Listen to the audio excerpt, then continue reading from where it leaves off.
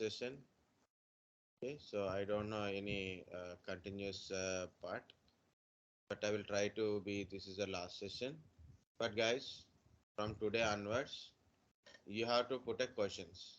Put a like what are the questions you got it, and you want some answer, or maybe you have to practice.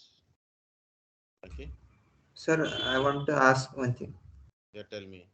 What is IMAP and what is POP and what is SMTP? These questions are asking me in the interview, sir. Very good.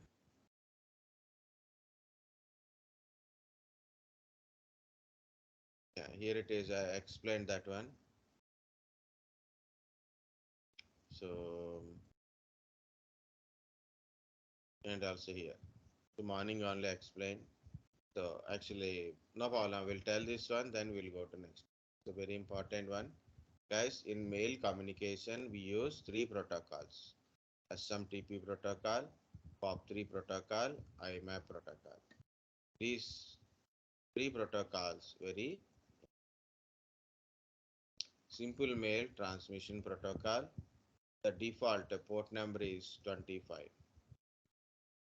Okay. And another protocol is POP3. Its port number is 110. IMAP version 4. We are using currently version 4. 143. Port number is 143. Now, what is the use of this one? When you are sending a mail, you are sending a mail, you send a mail with SMTP request. Send a mail. Okay, so for example, here is a user 1 want to send a mail to user 2. To user 2. Okay, so here a lot of diagrams are happen. So try no further one. Okay, so it is user 1 send a mail to user 2. To address is user 2. Sending a mail SMTP protocol from client machine to server. Server received a server's NTA mail transfer agent is there. Check what is the request SMTP. Request is SMTP request. And what is the to address? User 2. He dropped the mail to the user 2 mailbox. So now the mail is, where is the mail? In the server mailbox. Mail is in the user 2 mailbox.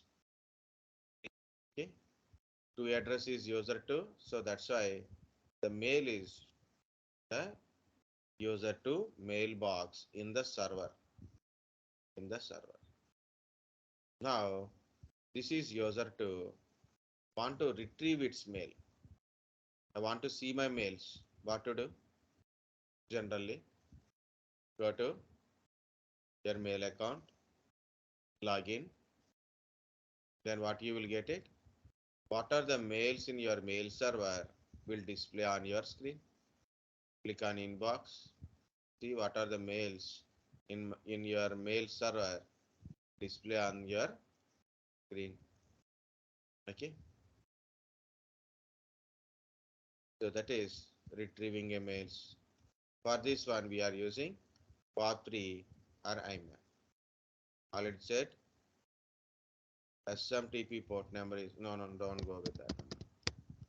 You can use POP3 or IMAP. So understand, guys, SMTP and POP3 and IMAP. To send a mail, to retrieve a mail, or to pull the mail or to receive a mail at client side. So we use the protocols SMTP to send, POP3 or IMAP to receive a mail. In this one, I am trying to explain what is POP3 and IMAP kind of stuff. Okay, look at here. You have a Gmail account. In mail server, you have a mails. In mail server, in your mailbox, your mails are there. Server, If you are accessing your mails, you can access the mails from your web browser or your mobile application, okay, or from mobile application or Outlook. Access application like Outlook, mail client application like Outlook, mobile applications. Mobile also you have a Gmail app, and maybe you can open directly a web browser, Gmail web browser you are accessing. Okay, yeah, reverse everything. In desktop or laptop, you are using a Outlook application, or you are using a mobile app, or in your laptop or a desktop or mobile, you are using a web browser.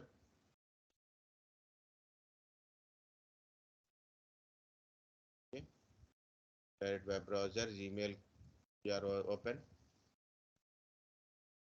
Yeah, I've written .pst, right? That's why I change it. Don't worry. Okay, so you can access the mails from anywhere, from any app, or any time. So the mails are in your server, and mails can be in your local PC, and also mails can be in your mobile phone. Mails we can access from web browser. For this type of mail communication, it is a IMAP IMAP way of incoming mail. Means it keep a copy in a both server and a client side also. Another hand, POP3. Guys, sometimes these mailbox sizes are smaller. Sometimes the mailbox sizes are smaller. 10 Mbps, 50 Mbps, 100 Mbps. Okay, that is a mailbox size. Okay, when you receive a mails or send a mails, all mail stores in your mailbox. All mails are stored in a mailbox. Okay, all mails are stored in a your mailbox. Okay, point is the mailbox size is smaller. Now I'm using a Outlook app. Outlook is a mail client application.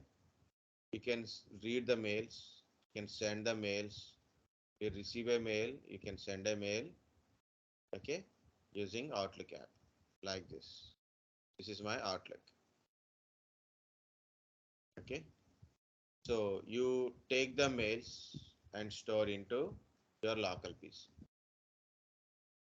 You retrieve a mail from your mail server and store into your local PC. Using a POP3, what happened? Mails will be deleted in server and store in your local PC. Exactly say, once you download a mail into your local PC, once you download a mails into your local PC, the mails will be deleted from server. In IMAP, it is not like that. Mails are deleted. Mails won't delete it. Here, it means once you download a mail into your local PC, the mail will be in your local PC as well as in your server also. Both side mail copy is there. But here it is. Once you download a mail into your local PC, it will be deleted from your server. That also depends upon your client and server side configuration.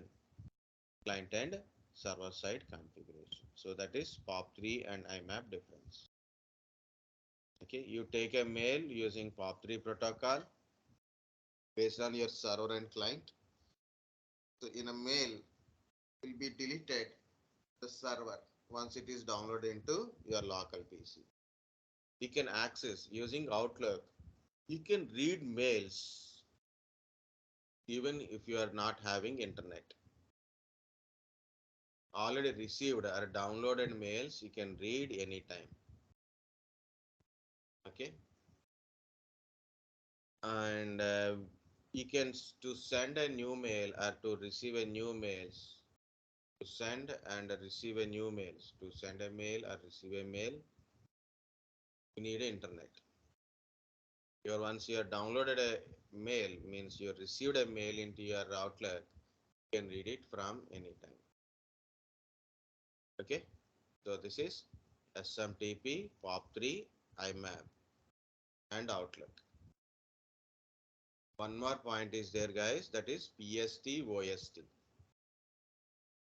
You are using your Outlook, you received a mail, the mails are stored in a file. You received a mail, the mails are stored in a file. The file extension is .pst or .ost. The file called as Outlook data file. The file name is Outlook, the file is Outlook data file with some name in it, but extension is .pst or .ost. Your mail server is a Microsoft Exchange server or Microsoft 365, means Exchange 365 type. Your you received a mail to your Outlook and it is stored into a file. The file extension is .ost. The file extension is .ost. The all mails are stored in a file with the .ost extension. In case, in case that OST means offline storage table. OST means offline storage table. For example, you are using a Gmail or maybe some different mail servers. You are using mail settings based on POP3 or IMAP. Either it is can be a POP3 or IMAP way of accessing mails to access the mail from server to client. Okay, like a Gmail, Zimra mail, or so many other mail accounts are there. So it is not a Microsoft mail other than that one. You send and receive a mail, and for receiving either it is POP3 or IMAP type of mail communication in specific outgoing incoming mail. Okay, the mails are you received and it is stored in your PC. The mailed Outlook data file extension is .psc, personal storage table. Simple, guys. .pst, .ost. OST means offline storage table. Your mail server is Microsoft Exchange or Microsoft Office 365 Exchange mail servers. So your Outlook mail file extension is .ost. Other than it is .pst. Even if you take a backup of your mails, what are the mail Outlook mails you want to backup, the the file is .pst only, personal storage table. Okay, so what is Outlook? Mail client application.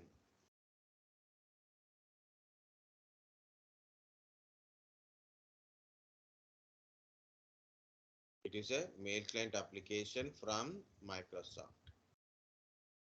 You send and receive a mail. So if you send a mail, mail go to the mail server stored in the to address mailbox. So what are the mails in your mailbox? You will retrieve the mails using POP3 or IMAP. To send a mail, SMTP. To receive a mail, POP3 or IMAP. Mail servers are providing mails services by installing some applications like a Microsoft Exchange, Zimbra, Squirrel Mail, kind of stuff. We are using three protocols in mail communication: SMTP, POP3, and IMAP. SMTP port number is 25, POP3 is 110, IMAP is 143. I have written some other port numbers, guys. This is another question is also there. What is the difference between HTTP and HTTPS? Both are accessing websites only. So both are accessing through website. For example, if you want to access a website, you use HTTP or you can use HTTP.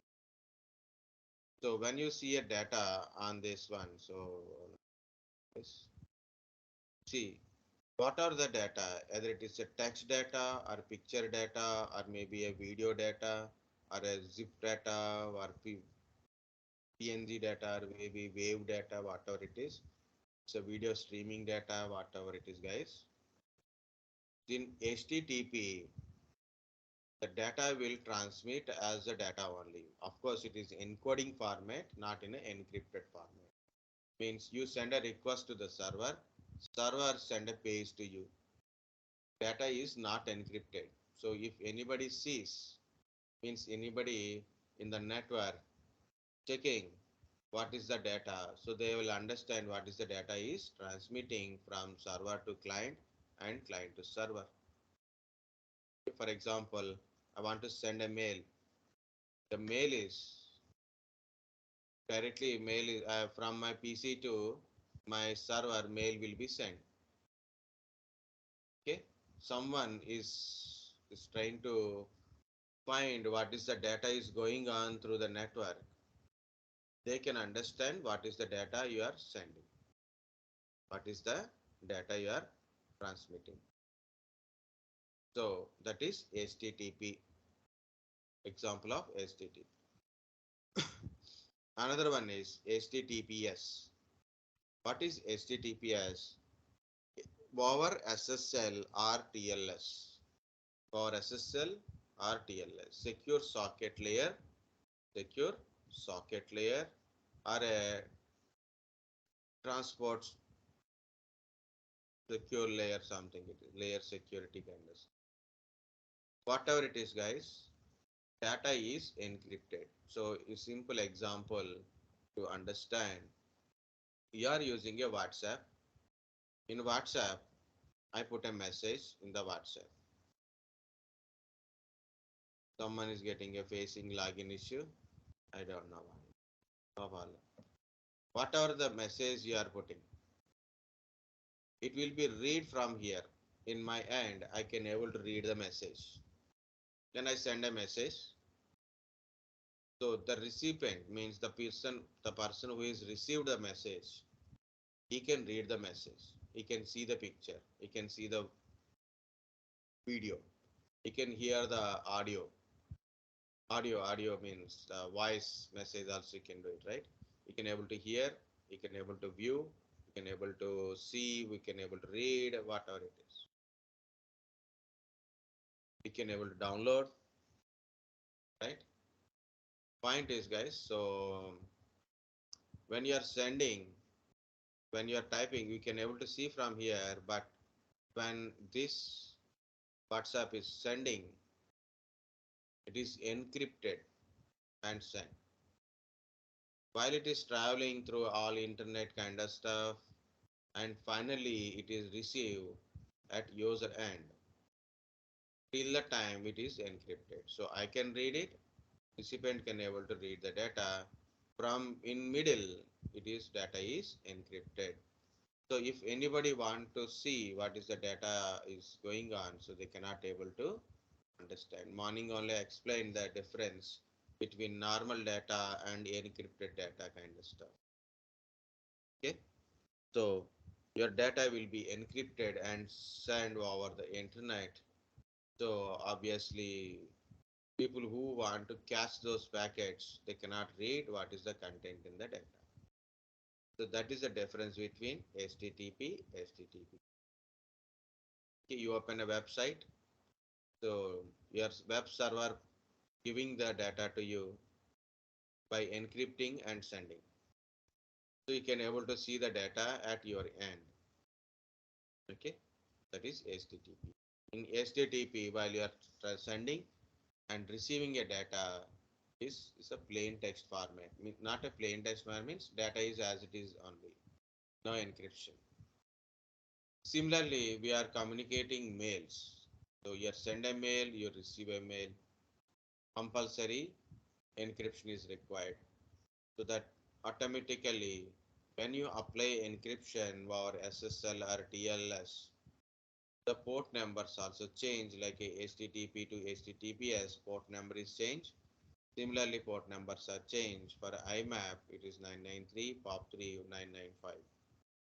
But if you see SMTP, so encryption type means the way of encryption is TLS, it is 587. If it is a SSL type is 465. Okay, so this is the protocols. SMTP, POP3, IMAP are the main three protocols. SMTP for sending a mail, POP3 and IMAP for retrieving a mail. POP3 is a cut paste, means once you download a mail into your local PC, mail will be deleted in a server. IMAP version 4, so you copy paste the mails. It is like a, it keeps the mail in the server and the client system also. Okay, both are keeping same mails, mainly used for a multi-devices kind of stuff. For example, your Gmail app in your mobile phone, and Gmail you're accessing through your web browser. Gmail is you're accessing through Outlook. So all of the places we can able to sync. So then we use IMAP version 4. Sir, 1 minute. Rajshekhar present, sir. Due to login issue, I log in very lately. Okay, now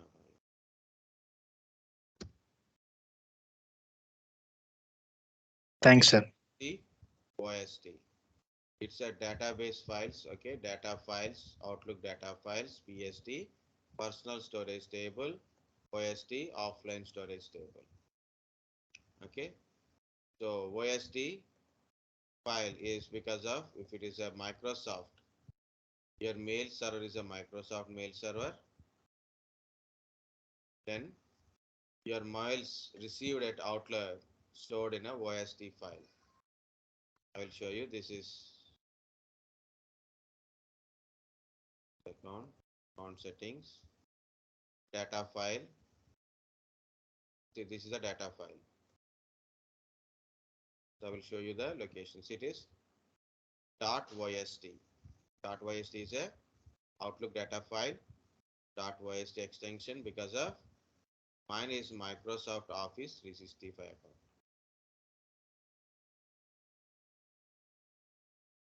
It is Office 365 account detail.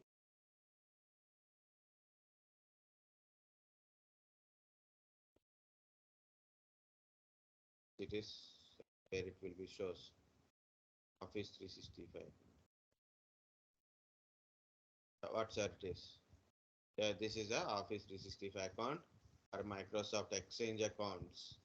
The mail you received to your Outlook and that is .va. You send and receive a mails and your mails you store in a file and you are sending and receiving using SMTP POP3 kind of configuration files like a Gmail account other than Exchange kind of configurations, then it is .pst type. You can see that one also here. So configure manually like this. It is Office 365 and this is POP3 IMAP type. Okay. So I select POP3 and POP3 configuration is also there. Of course, it is not successful one. Also in this one, I told how to take a backup also, guys. Go through once any backup. Yeah, Gmail got some problem. That's why you can't able to. I configured finally, but that is I didn't add it here. And also try to know what is the 2CC BCC and the troubleshooting of a Outlook. So you are unable to send and receive a mail, guys. This is always a same question. You are unable to send and receive a mails. There is a three reasons. First reason, internet. Make sure your internet is working or not. to open some website, check it. Are you getting internet or not? If internet is good, second one is configuration.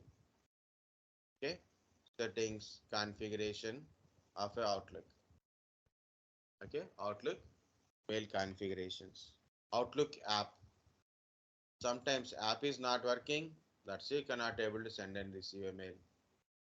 So what you do if app is not working, close the app completely. So first of all, close from here, close in the background, close from task manager also.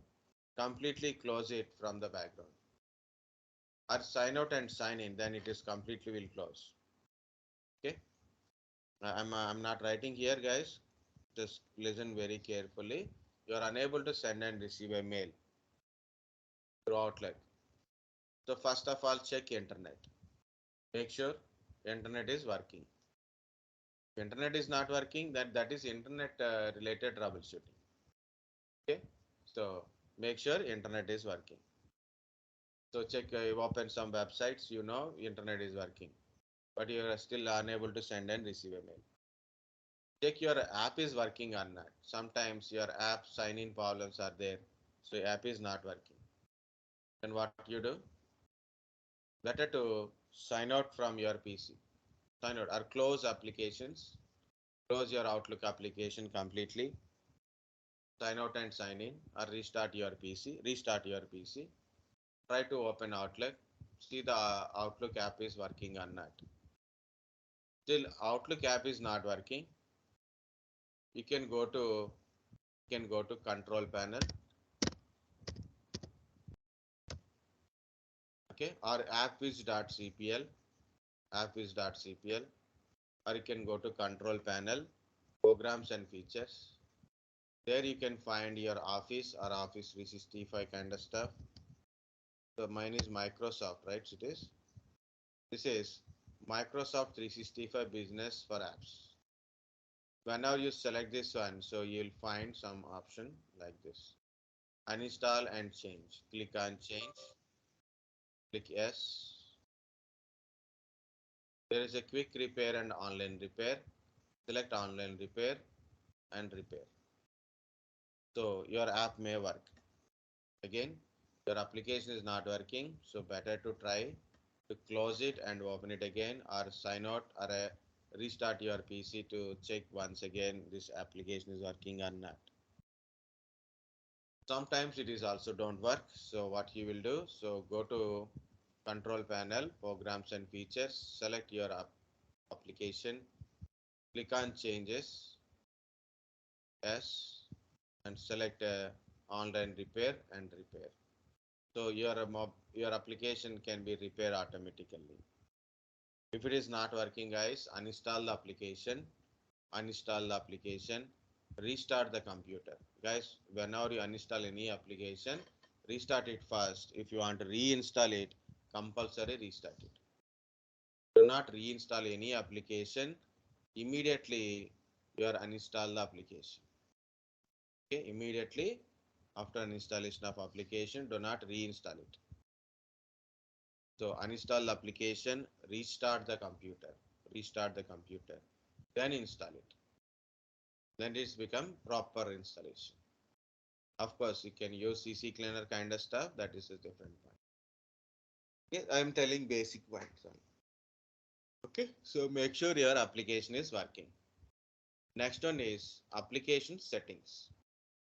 Several settings like a POP setting, IMAP setting, or a SMTP setting, username, password settings also there. You have to give lot of settings. So incoming mail server, outgoing mail server, username, password you have to give properly. Another one is like a outgoing mail server and protocols, their port numbers you have to configure properly. In case of password is incorrect or password is got changed, so you won't get it right. So compulsory check it. So is the password is changed or not?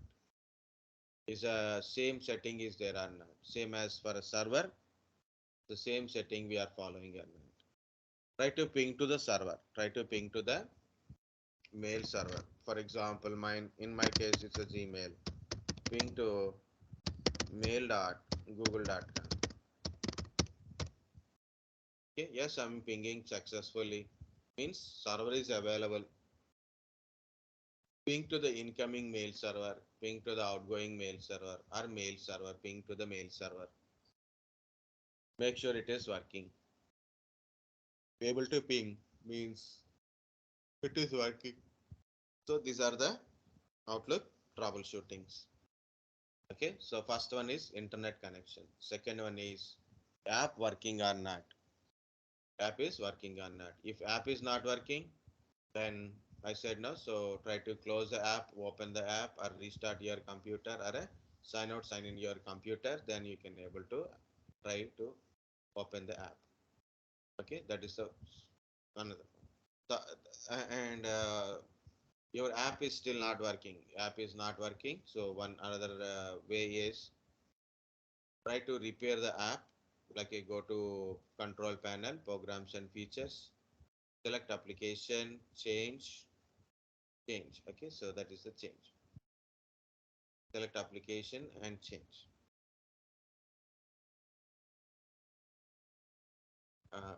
Okay, so then do repair, online repair, offline repair, whatever it is, do the repair. Still not working, uninstall the application and restart your computer and reinstall the application. Okay, this is application related issues. Okay, and the third one is settings. Maybe settings are wrong, or maybe settings are changed, or maybe server side settings are changed, or maybe a password is changed. Password. Okay, so compulsory check this current settings and ask like check with your server any settings are updated, incoming mail server, outgoing mail servers, passwords, username, password kind of settings. Okay, and protocols, port numbers. Also check it any changes are occur. So do the necessary changes as per requirement. And that is the third one, right? So there is a fourth one is there. There is a fourth one is there, guys. What is the fourth one? Guys, every server has a mailbox to store the user mails. And every mailbox has a certain size. In my case, I got almost 50 GB. Okay, for some people it is more than enough. Like me, I have a more than enough.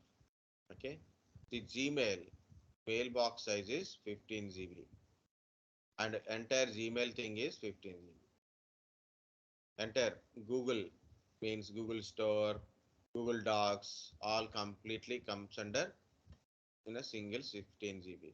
Now all right, it's a 15 GB, up to 15 GB, you can store it. For example, you got a small mailboxes or any mailbox sizes are based on certain people work. For example, Charan sir, Pawnee madam, these are all completely busy work people. Lot of mails they will send, they will mark lot of mails they will receive, lot of documentation they have to do it. Okay, because there are HR related jobs, right? So obviously there are things. Point is, point is, um, my point is what I'm trying to say. If in case your mailbox is full, then also you can't able to send and receive. So that is the fourth one. That is the fourth one. If your mailbox is full, you can't able to send and receive the mails. Can't able to send and receive the mails. Guys, understand the overview of your Outlook?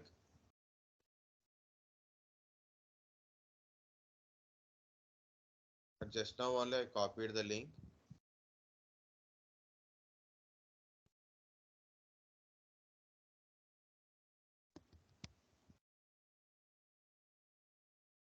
Okay, this is Outlook And morning only I have explained this Outlook point. Okay, here it is. And last SD5 batch also I explained Outlook. SDB5. There I showed some practical point also, like how to do it. But today I have showed how to backup also. Both are there, just you have to skip and watch it. Not required. My class means like this. For your batch only, I'm speaking faster. Normally, if you attend any of my classes, I will go repeatedly tell same thing again and again. Very good question. What is Outlook? Guys, doubt clarified? Outlook part? Yes, sir. Yes, sir. Any other question? Same like that Outlook or anything?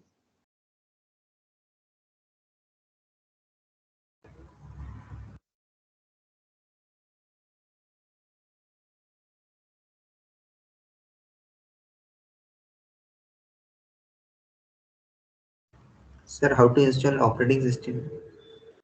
Install operating system, that is very big one.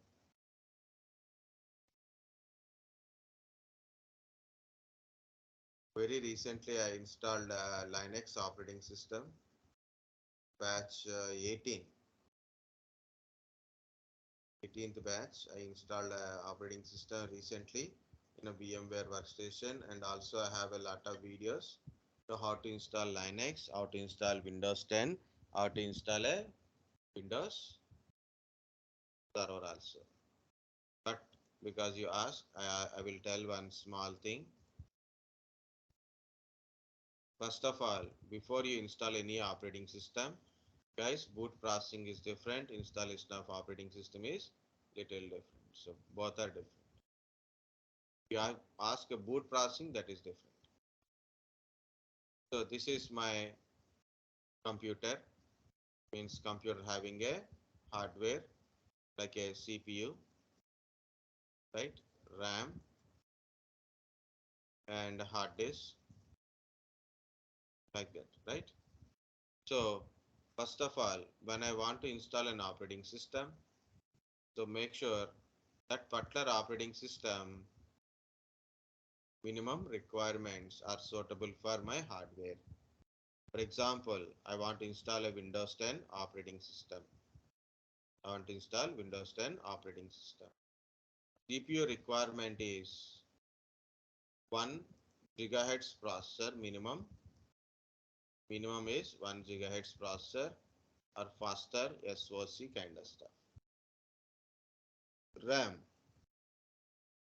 For example, my voice and CPU 64-bit. For example, it is 64-bit voice. RAM is requirement 2 GB. Minimum is 2 GB. For example, I want to install 32-bit machine, 32-bit operating system. The minimum requirement is 1 GB. For Windows 11, 4 GB RAM, 64-bit, 4 GB RAM. And hard disk.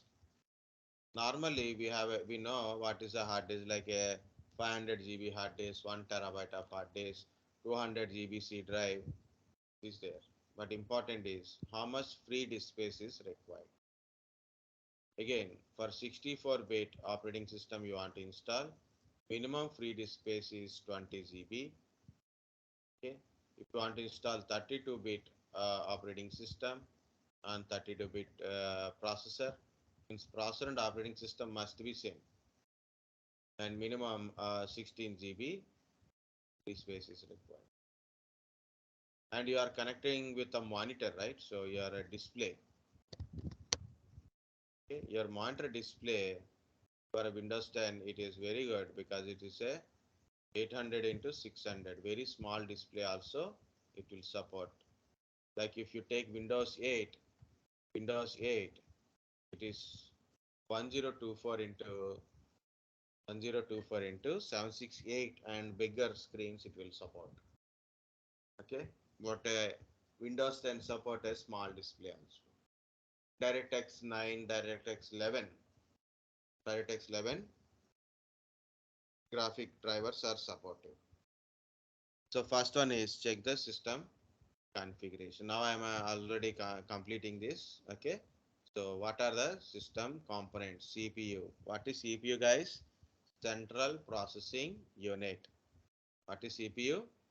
Central Processing Unit. It is very small chip size kind of stuff. It is. This is your CPU. It is a brain of the computer.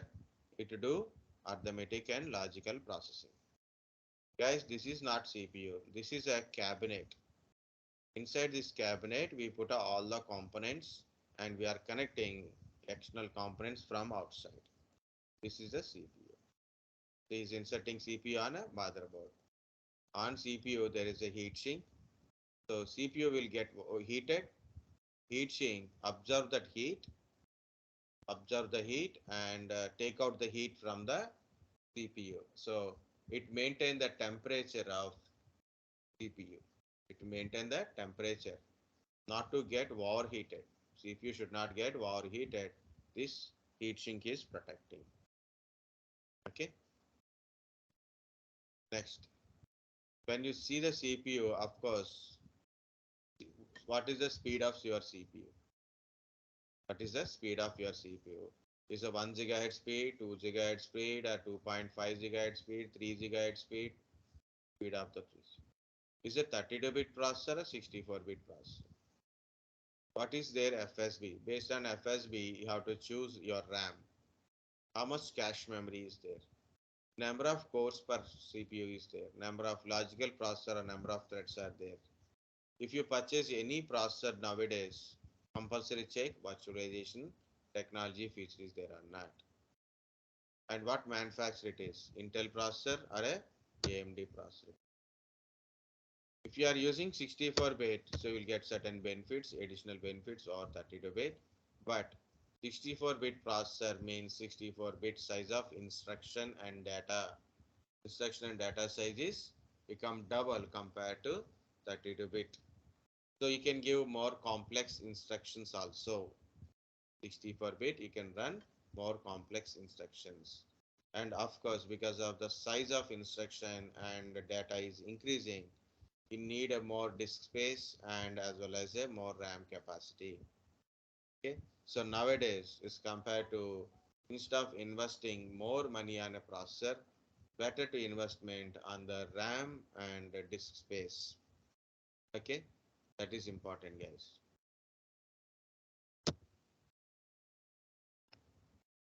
So that is about a simple knowing about a CPU. Next one is RAM. Guys, in the memories, two type of memories are there. Yeah, I'm not telling how to install operating system, right? I will tell in the last point. Both points I will tell. Um, One is how to install operating system, and also I will tell about a boot processing also. Okay. What is RAM kind of stuff, guys? You have two primary memories. So when you say primary memory, it is a RAM and a ROM. Random access memory, read-only memory. RAM is a main memory. RAM is also called as main memory. Guys, RAM is a volatile memory, ROM is a non-volatile memory. What is volatile memory? What is volatile memory? If you shut down your computer or you turn off your device, data in the device means the volatile memory device is gone. Whatever the data it is gone automatically. Data is gone. It is stores like a temporary data type. Non-volatile devices, non-volatile memory.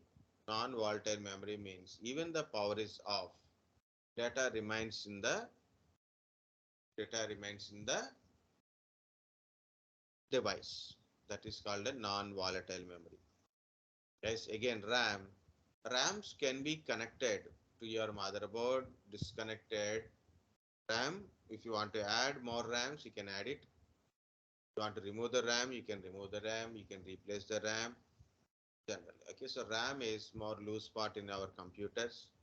You can add it, we can remove it whenever you want to change it, new RAM, you can upgrade it, downgrade it. Anything you can do with the RAM. But ROM is like your BIOS chip. It is a chip on your motherboard. So it is a fixed chip. So you, just like your RAM, you cannot able to change your ROM. Okay, and RAM has a different sizes like a 4 GB RAM, 5 GB RAM, 10 GB RAM, 8 GB RAM. Sorry, 2 GB RAM, 4 GB RAM, 8 GB RAM. If you combine one RAM to another RAM, 4 plus 2, 6 RAM, 8 plus 4, 12 GB, 8 plus 4, 12 GB, 8 plus 8, 16, or single 16, 32 GB, 64 GB. So like that. So RAM has the sizes, but ROM does not have any particular size wise. But size wise, we are not dealing with the ROM. That is the first one. Again, RAMs are random access memory. It is a main memory. Temporarily data stores in the RAM. The RAM, two types are there: static RAM, dynamic RAM, SRAM, DRAM. SRAM is used as a cache memory inside your CPU. You have a CPU, if you can see there's a cache memory, L1 cache memory, L2 cache memory, L3 cache memory. The cache memory which is built inside your CPU is SRAM type only, SRAM only. And what we are using, the RAMs are DRAMs only. These DRAMs is different DRAMs are there, SDRAM, ECC RAM, EDO RAM, VRAM kind of stuff. This DRAM further develop into SDRAM, SDRAM to DDR, SDRAM, synchronous dynamic RAM. DDR means double data rate synchronous dynamic RAM. And this DDR is developed into DDR2, DDR3, DDR4, DDR5.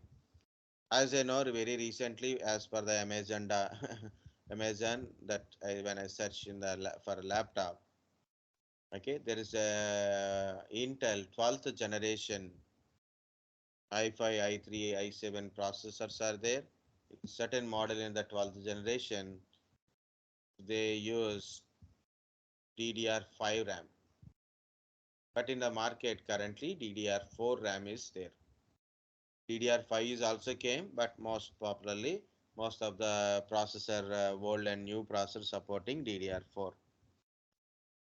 Okay, DDR supporting is from very latest one. When you see a RAM, so what you see in a RAM is a size. Okay, size.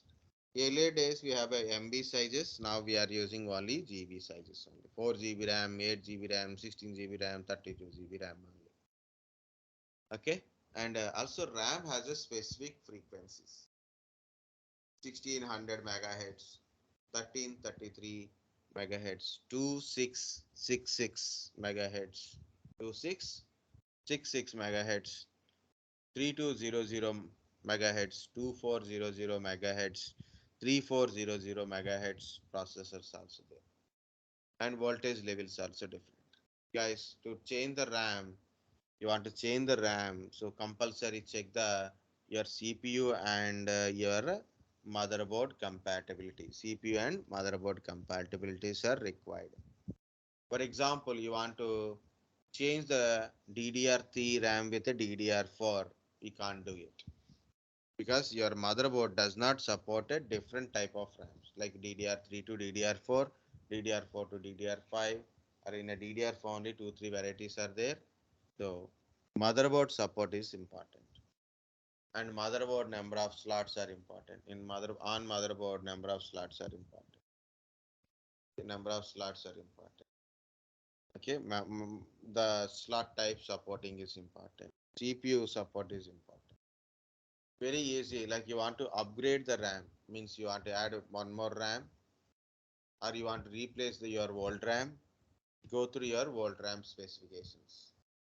Okay, your old RAM specifications and your simply your motherboard slots and your CPU support. You know, some CPU support 16 GB RAM maximum, some CPU support 32 GB RAM, some CPUs like a 64, some are 128 GB RAM also. Depends upon your CPU and motherboard, you can choose your RAM or you can replace the RAM. different RAM having different pin numbers and slots also there. Guys, SODIMM is laptop RAM. SODIMM, small outline dim that you can type in a Google. SODIMM means you'll see the RAM size is look like a smaller. That is a SODIMM packages for a laptop and mini PCs. DIMM packages for regular desktops. Cache memory. So this is how it is there, guys. In generally, we thought we are giving input directly to the CPU. Now, input devices, output devices, all are communicating through I/O controller only. This I/O controller will give a data to the RAM. RAM load information and instructions, and RAM to cache memory to CPU. CPU process it and give it to cache memory to RAM to IO controller to your IO devices.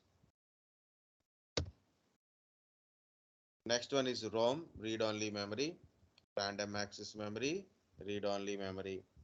Read-only memory means once your a chip is filled with instructions, you cannot change it, you cannot erase it. Only you can able to read those things. You can program it as per our requirement, but only once. That is called a PROM chip, programmable read-only memory. You can program it afterwards. If you don't like it, you can erase it, but you cannot reprogram it. That is a PROM chip. Means EP ROM chip. Last one is a PROM chip. It is read and writable, rewritable chip kind of stuff. Currently, we are using this EPROM chips as a BIOS chip. What is a BIOS? Basic input output system. When you start your computer, when you are start your computer, okay, system perform post operation. System performs post operation. Post means power on, self test. Post means power on, self test. Okay, so what is this power on self test? When you press the power button, system test itself, all the components are power on or not, any component is damaged, any component is not working, any issues. Immediately when we are giving a power, it will check it. If any issue is there, based on the issue, the post will be like a failure. No next steps are there. Sometimes you have to go to next. Point is post power on self test. When you are doing this power and self test, your BIOS chip recognize the hardware devices installed in your PC. For example, you connected a hard disk, you connected a CPU, you have a RAM, you have a graphic card, okay? You connected some SSD. So when you power on the system, so your BIOS chip recognize all these hardware devices, and also it contains the motherboard components also. Of course, your BIOS chip helps to locate and load operating systems. Of course, it will tell to your operating system so what are the hardware devices are there and their details. If operating system knows how to interact with that one, it will interact. Otherwise, you have to load the drivers. Okay. So, and operating there by your BIOS also help you to locate and load operating system. What is BIOS? Basic input output system. What is a BIOS? BIOS is a firmware. And another type of firmware is there that is called UEFI, Unified Extensible Firmware Interface, which is nothing but another version of your BIOS. These BIOS chips manufactured by different organizations like AMI BIOS, American Megatrend Inc., Edward BIOS, Phoenix BIOS, Dell BIOS, kind of stuff. Okay, these BIOS chips having a BIOS settings. So all your hardware information, hardware functionality is based on the BIOS. It is a boot priority. Can you see boot priority? CD-ROM, removable drive, hard disk, and net boot kind of stuff. Network boot means when you power on your system, first post power on self test. Once post is successful, based on your boot priority, so system is try to locate the operating system. First it will try as per this list, first it will try to get a OS from CD-ROM. So first it will check in CD-ROM, any CD with operating system is there. If it is there, load it. If it is not there, then check in the second one. Removable drives means pen drive, external hard disk kind of stuff, right? So you connect a pen drive with operating system, then load it from it. No, then check it from the hard disk. Is the hard disk having an operating system, and load operating system from hard disk. And if it is failed that time, then last one is network boot. It will search is any server is a deployment server, Windows deployment server, or like a OS deployment through network kind of anything is there in our network, it will search, it will try to load OS from that one. So guys, this is called a boot priority. So this is how helpful at booting the system also. Next, first of all, post. After post, your BIOS will tell you from which device can search for an operating system. First is searching in CD-ROM, it is not there. It's searching removable device like a pen drive kind of stuff, it is not there. It's searching a hard disk. In my hard disk, I have an operating system. So in a hard disk, MBR record is there, master boot record or GPT, GUID partition table. So depends upon your hard disk, MBR hard disk or GPT hard disk. First it will check the record, find out where is the bootloader in the hard disk. Where is the bootloader? So it loads bootloader. Okay, it load the bootloader into RAM. It extract the bootloader. Bootloader will tell you how to locate operating system, means where is operating system, and how to load operating system. Guys, we are using Windows. Just you press the power button, you got a Windows operating system. Of course, in Windows also two modes are there. So Windows operating system and safe mode operating system is there. Windows safe mode OS is also. In Linux, so we have a GUI mode of operating system, CLI mode of operating system, CLI mode single user with networking operating system, multi-user with a networking operating system, single user no networking operating system, GUI mode with multi-user like a full version operating system is there. Different modes of operating systems are there. So your bootloader will tell how to load operating system. Then once operating system is located and loaded, you got a login screen, you given username, password kind of stuff, then you got a screen.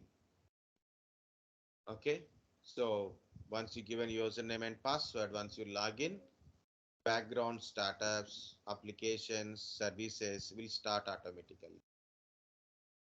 Okay, so this is called a boot processing. What is a boot processing, guys? When you press the power button, something will happen, some step by step process will happen. When you press the power button, from that step to step by step processes happen to your system, and finally you got your screen. So that step by step process from pressing the power button to you're getting a screen on the system is called a boot processing. What is a boot processing? When you press the power button, first is power on self test. Once post is successful, then search for MBR record or GPT record. So once you find MBR record based on the boot priority, find the bootable device based on the boot priority. So find the bootable device. Okay, find the bootable device. In that one, find MBR record, find out where is loader, load the bootloader. Bootloader will tell you how to load operating system, then you will get a login screen. You got a login screen. Once you given a login, so then background services and default applications, startups will start automatically. So that is a boot process.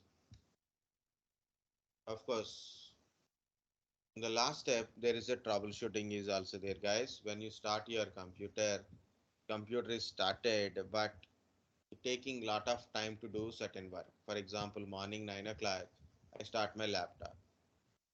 I cannot do in a 1 minute or 2 minutes. I cannot do anything. Okay, I have to wait for 5 minutes or 10 minutes to do certain things. Why? Because of my background applications, background services, background startups are runs after booting. Okay, so that will slow down my booting speed, total overall booting speed. I feel like it take lot of time only. Then now what we do?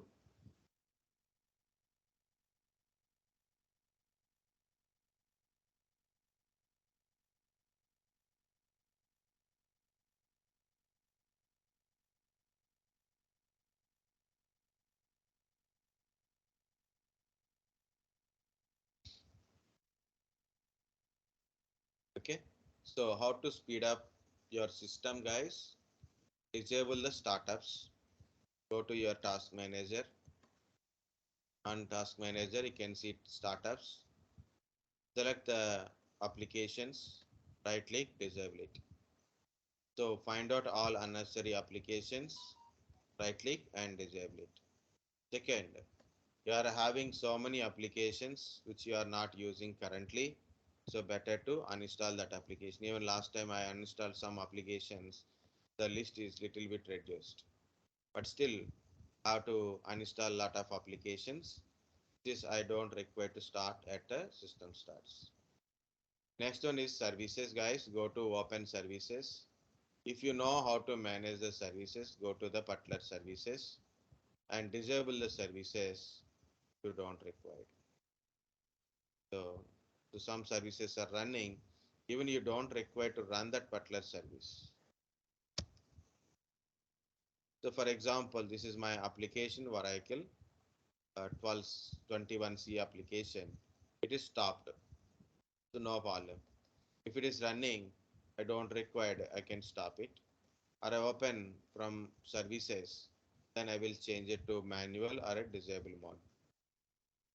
Currently running and stopped services are showing. But if you go to open services, on services you can able to service.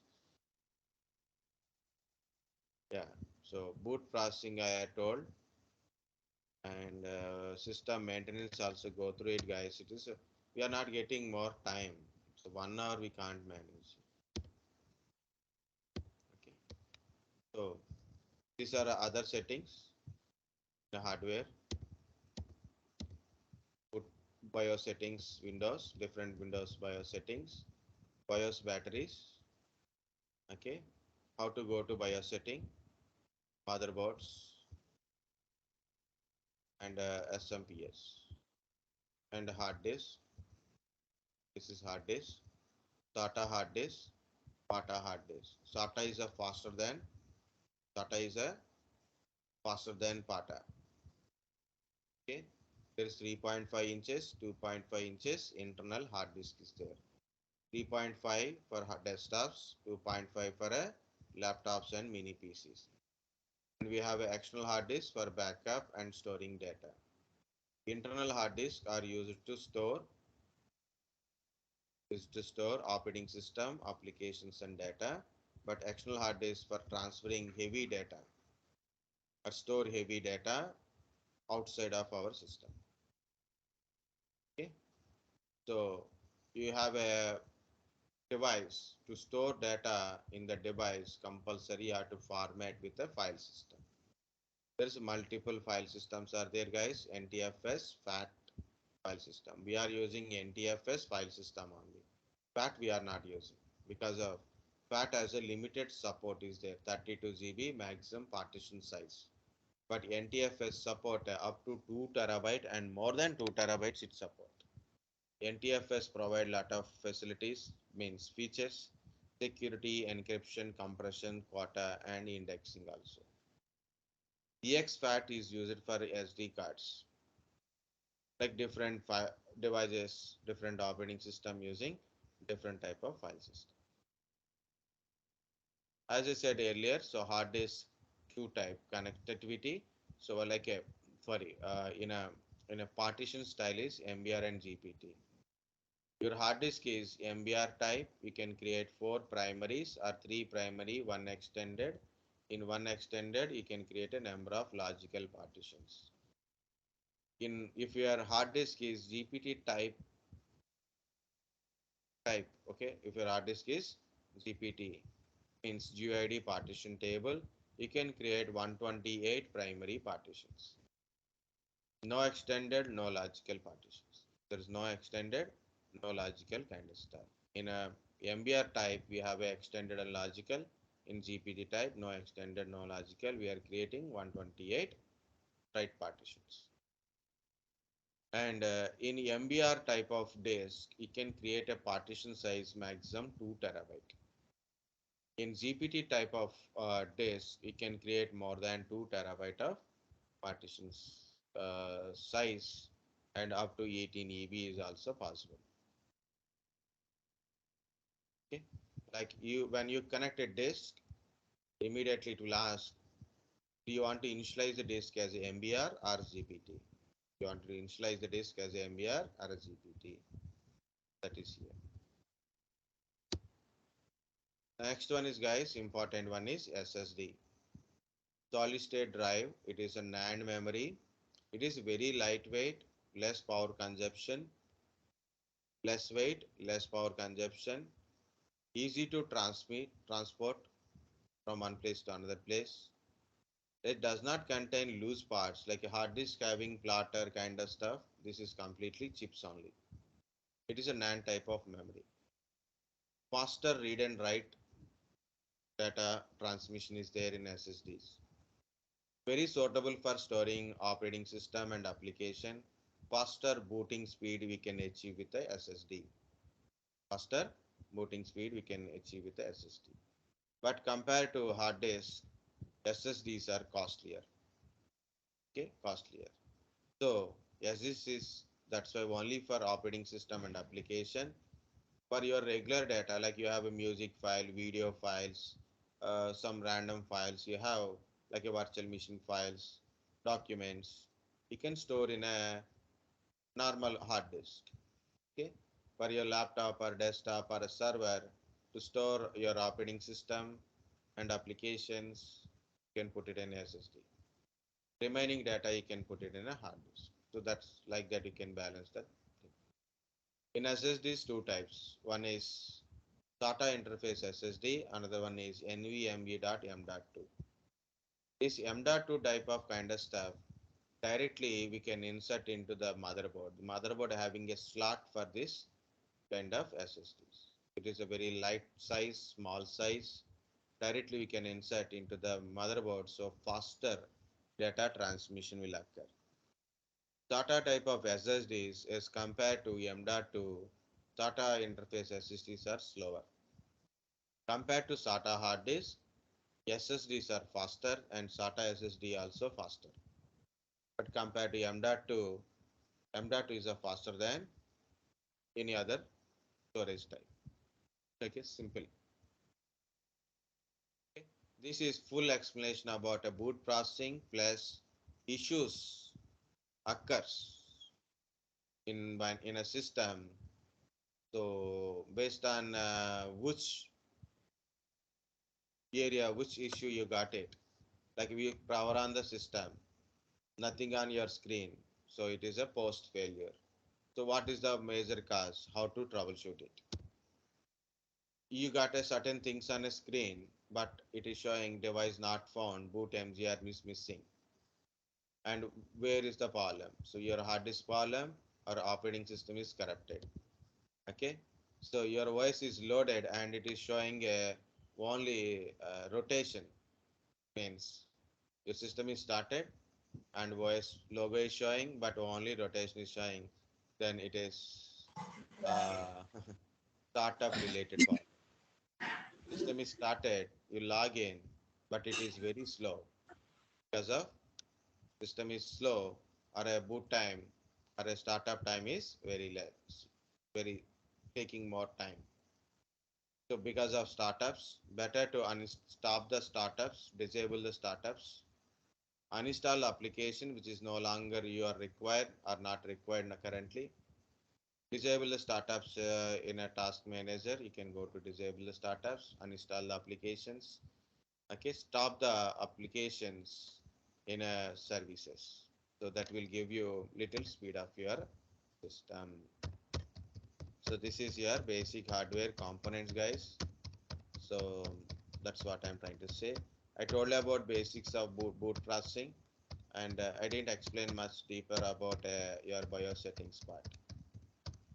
Okay, that's it for today. So tomorrow put a questions. So collect the questions. At least one day we'll finish everything, or I'll give you some answers to you directly, or any video, anything, comparisons, also anything you want it.